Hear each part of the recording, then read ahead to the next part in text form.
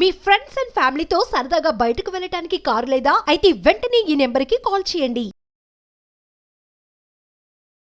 నమస్తే, welcome to Suman TV. ప్రస్తుతం మనతో పాటు ఉన్నారు బిజినెస్ అనలిస్ట్ నంది రామేశ్వరరావు గారు. నమస్తే సార్. సార్, భిక్షాటన చేయొద్దు అంటున్నారు, ఇండోర్ బెగ్గింగ్ని బ్యాన్ చేద్దామని చెప్తున్నారు. స్మైల్ పథకం ఎందుకు అంటే భిక్షాటన ఎందుకు బ్యాన్ చేయాలంటున్నారు? అంటే ఇప్పుడు మార్కెట్లో మన ఇండియాలో కొంచెం చూసుకుంటే ప్రతి సెంటర్కి 150 కనీసం 20-30 మంది ప్రతి సెంటర్కి కనిపిస్తారు. అది that is a poverty, below poverty. ఎందుకంటే ఈ అడుక్కునే వాళ్ళంటే ఆ కంట్రీ పొటెన్షియల్ జీడిపి బాగాలేదు, అందరూ ఇన్కమ్ లేదు. ఎవరు అడుక్కుంటారు? కొంతమంది జెన్యూన్గా అడుక్కునేవాళ్ళు, కొంత టైం పాస్కి అడుక్కునేవాళ్ళు. మీకు నేను చాలాసార్లు చెప్పాను, నవ్వుతారు. ఇప్పుడు ఒక గుడి ఉంది అనుకోండి, ఏదో ఒక టెంపుల్, ఓ 10-20 టెంపుల్ 10-20-30 మంది 40 మంది ఉంటారు. అక్కడ వెళ్ళి మీరు కూర్చొని చూడండి, కొడతారు వాళ్ళందరూ. మనం you should have a license. Licensed beggar వేరు, అట్లా లైసెన్స్డ్ బ్రోకర్ వేరు. అంటే అక్కడ కూడా మనం చదువుకుని అక్కడ కూర్చుని అథారిటీ లేదు, మన అర్హత లేదు. నాకు ఎప్పుడో ఎవరు అన్నారు, కరెక్ట్గా జూబ్లీ చెక్ పోస్ట్లో 1 yearకి కోట్లలో కలెక్షన్ అవుతుంది బెగ్గర్స్కి. కోట్లు ఎందుకంటే 4 చౌరస్తారు, 4 పక్కలు ఉన్నాయి, ఈచ్ 10 మంది ఉంటారు, రోజంతా ఉంటారు, 20 hours 18 hours. సంవత్సరానికి ఇన్ని కోట్లు వస్తుందండి. ఆ beggars president association president declare చేశాడు ఒకప్పుడు. Beggar association president. సో వాళ్ళది కూడా తక్కువేం లేదు. మీరు పోకిరి సినిమా చూసుకుంటే అలీ బ్రహ్మానందం తెలుసు కదా మీకు. సో నేనేమంటానంటే భిక్షాటన అనేది it's not a good sign to the country. ఎంత తక్కువ కొన్నిట్లో పంజాబీస్ మీకు ఎక్కువ అడుక్కోవడం కనిపించదు చూడండి ఇండియాలో. కొన్ని కంట్రీలో కొంతమంది ఉండరు, దే డోంట్ ఎంకరేజ్, పెనాల్టీ కూడా వేస్తారు అడుక్కుంటే. సో అది బట్ కొన్ని కంట్రీలో అవుతుంది. సో ఇందులో కూడా ఆర్గనైజ్డ్ బెగ్గింగ్ అంటే ఇది కూడా కార్పొరేట్ లెవెల్లో అవుతుంది. ఆర్గనైజ్డ్ ఎలా అంటే ఇప్పుడు కార్పొరేట్ కంపెనీ, ఇప్పుడు సపోజ్ రియల్ ఎస్టేట్ ఫార్మ్స్ ఉన్నాయి, లేబర్ని బయట నుంచి తెచ్చేసి వాళ్ళని ఇక్కడ పెట్టేసి వాళ్ళతో పని చేయిస్తారు. ఆర్గనైజ్డ్ బెగ్గింగ్ ఏంటంటే వాళ్ళకు ట్రైనింగ్ ఇచ్చి ఎక్కడ అడగాలి, ఎలా అడగాలి, ఏం అడగాలి అనేది ట్రైన్ చేస్తారు. అందుకని ఆర్గనైజ్డ్ కార్పొరేట్ బెగ్గింగ్ ఇది. ఆర్గనైజ్ చేస్తున్నారు కాబట్టి ఆర్గనైజ్ జనాలు బయట తీసుకొచ్చి అడుక్కున్నారు. ఇప్పుడు పిల్లలు పట్టుకొని అడుగుతారు కదా ఆడవాళ్ళు, ఆ పిల్లలు వాళ్ళ పిల్లలు కాదండి కొన్ని కేసులు, ఎక్కడో కొన్ని అవడం లేదా పక్కన తెచ్చుకోవడం. అంటే కట్టసి సింపతి గెయిన్ చేయడం. ఆ చిన్న పిల్లడు 6 నెలలు 1 year ఉంటుంది, ఆ ఎండలో తిప్పి పెట్టి సార్ ఇలాగా అలాగా అంటారు. సో ఈజ్ నాట్ ఎవరు చేస్తారంటే బిలో పవర్టీ పైన లేని వాళ్ళు compulsory struggle for existence. Begging అంటే struggle, it's indicating poverty line. అది కరెక్ట్ కాదు.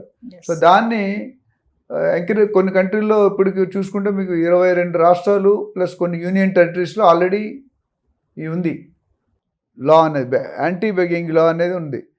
సో 1959లో ముంబైలో స్టార్ట్ అయింది యాంటీ బెగ్గింగ్ లా.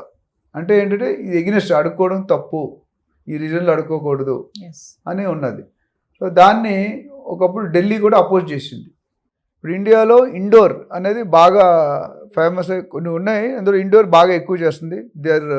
దానికి ఒక కండిషన్ పెట్టారు, ఇండోర్లో ఆపాలి, అది మంచిది కాదు ఫ్యూచర్లో అనేది చెప్తున్నారు. బట్ ఎంతవరకు అది ఆపుతారో లేదని, అంటే గుడ్ బ్యాడ్ అంటే వాళ్ళేంటి జెన్యూన్గా ఉన్న వాళ్ళు ఓకే, బట్ ఎక్కువ మంది జెన్యూన్ కాదు, ఎక్కువ మంది ఫేక్ ఉన్నారు. కష్టపడక, లెథర్జీ పెరగ, జిడ్డుతనం, లేజీనెస్ ఉండి అది అడుక్కోండు. ఆవిడ మనం ఏమంటామంటే ఎవరికి వేయాలి మీరు దానం, నిజంగా కాలో చేయకపోయి ముసలోడు అయిపోయి కష్టపడుతుంటే వాళ్ళకి వేస్తే అర్థం ఉంది. ఈ అన్నీ బాగున్నోడికి వేస్తే మనం ఎంకరేజింగ్ లెథర్జీ, లేజీనెస్ మనం ఎంకరేజ్ చేస్తాం, అది వద్దంటున్నారు. ఎందుకంటే అందుకని యాంటీ బెగ్గింగ్ లో అనేది ఎప్పుడో పాతదే. సో కొంచెం స్ట్రిక్ట్ అవుతుంది అన్నమాట. అలా కొన్ని అదర్ సెగ్మెంట్స్ కూడా మారుస్తున్నారు. యాంటీ బెగ్గింగ్ అనేది కంట్రీకి డిసడ్వాంటేజ్ నా ప్రకారం. ఎవరైనా చూసారు అనుకోండి ఫారినర్స్, బెగ్గింగ్ అంటే ఏంటి కంట్రీ ఇట్లా ఉంది, పూర్గా ఉంది. నేను మొన్న థాయిలాండ్కి వెళ్ళాను, అంతకుముందు సింగపూర్, మలేషియా వెళ్ళాను. అక్కడ నాకు పోలీసు వాళ్ళు కనిపించట్లేదు, బెగ్గర్స్ కనిపించట్లేదు, యాక్సిడెంట్లు అవ్వట్లేదు. ఎంత నిదానం, సిస్టమేటిక్. ఒక కారు తర్వాత ఇంకో కారు 10 అడుగుల గ్యాప్లో మనుషులు ఎవరైనా క్రాస్ చేస్తుంటే 20 అడుగుల ముందు ఆపుతున్నాడు. అంటే ఆ సిస్టమ్ రావాలి కల్చర్. ఈ బెగ్గర్స్ దగ్గర సడన్గా రోడ్ క్రాస్ అవుతుంది, సిగ్నల్ మనం వెళ్తాం, అటు సడన్ క్రాస్ అవుతాడు, అది గుద్దితే కేసు అయిపోతుంది. సో కంట్రీకి ఎస్పెషల్లీ బయట వాళ్ళకి ఇట్స్ ఎ బ్యాడ్ నేమ్. అంటే అంత మంచిగా అనిపించింది, కంట్రీ స్టేటస్ పడిపోతుంది. స్మైల్ పథకం అంటున్నారు కదా sir, support for marginalised individual livelihood and enterprise. పథకం యొక్క ముఖ్య ఉద్దేశం ఏంటి సార్ అసలు? అంటే అదే ఈ తగ్గించాలని. ఏదైతే పవర్టీ ఇప్పుడు అడుక్కునే వాళ్ళు ఉన్నాయో, ఎందుకు అడుక్కుంటాం, మనకి సంపాదన లేదు, బతకడానికి డబ్బులు లేవు, ఈజియెస్ట్ వే ఏంటంటే ఇది. సో దానికి రూల్స్ పెట్టారు. అది సపోర్ట్ చేస్తుంది. కొంతమందిని జాబ్స్ ఇచ్చో లేకపోతే రకరకాల సోషల్ వెల్ఫేర్ యాక్టివిటీస్ చేసి దాన్ని ఎంకరేజ్ చేస్తున్నారు. సో దానివల్ల ఇది ఇండోర్ బెగ్గింగ్ అంటున్నారు కదా సార్, ఆ. ఒకసారి దాని గురించి మళ్ళీ. ఇండోర్ బెగ్గింగ్ ఇండోర్ అంటే మధ్యప్రదేశ్లో ఒక భాగం. ఇండోర్, గ్వాలియర్, భోపాల్ అని ఉన్నాయి. ఇండోర్ ఒక స్టేట్, ఇక్కడ ఇండస్ట్రియల్ ఏరియా మొత్తం చాలా వరకు. అంటే అక్కడ బాగా ఎంకరేజ్ చేస్తున్నారు, బాగా ఎక్కువ ఉంది, దాన్ని సపోర్ట్ చేస్తున్నారు అనేది నినాదం నడుస్తుంది. ఎందుకనేది మనకు తెలియదు. అక్కడ కల్చర్ వేరు, ఇక్కడ కల్చర్. మీరు నార్త్ ఇండియాలో చూసుకున్నా ఇది మధ్యప్రదేశ్ అంటే సెంట్రల్ ఏరియాలో వస్తుంది. North India central area literacy చాలా తక్కువ, అన్లైక్ సౌత్.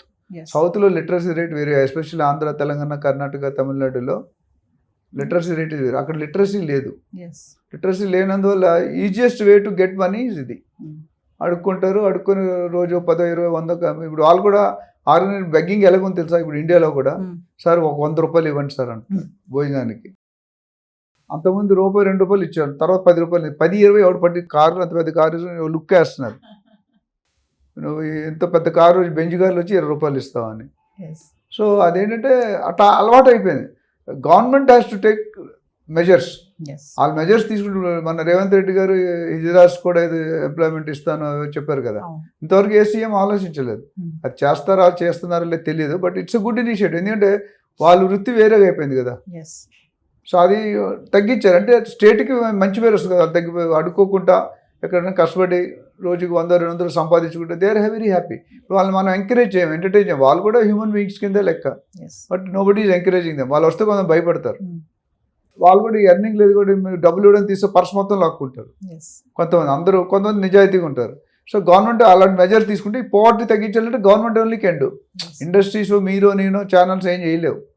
గవర్నమెంట్ తీసుకొని వీళ్ళకి ఒక ఎంప్లాయ్మెంట్ ఇచ్చి ఆదాయం వచ్చే మార్గం చూపిస్తే దే విల్ ఫీల్ హ్యాపీ. ఫైనల్గా సార్, భిక్షాటనే తప్పు అంటే ఏం చెప్తారు మీరు?